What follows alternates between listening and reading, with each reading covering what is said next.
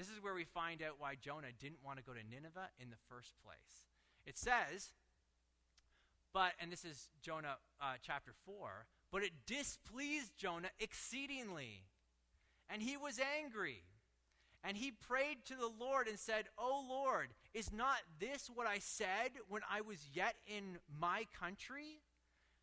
That is why I made haste to flee to Tarshish, for I knew," listen to this, "I knew that you were a gracious God and merciful, slow to anger and abounding in steadfast love and relenting from disaster."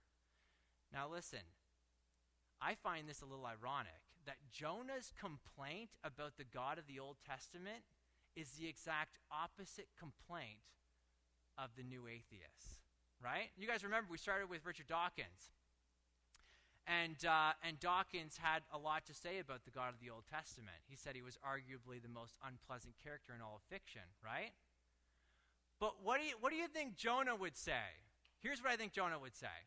I quoted a little bit from Jonah and expand a little bit. I think Jonah would say this: the God of the Old Testament is arguably the most pleasant character in all of nonfiction. Gracious and merciful, a gentle, just, forgiving God, slow to anger, abounding in steadfast love, and relenting from disaster, taking no pleasure in the death of the wicked, not wishing that any should perish, but that all would come to repentance.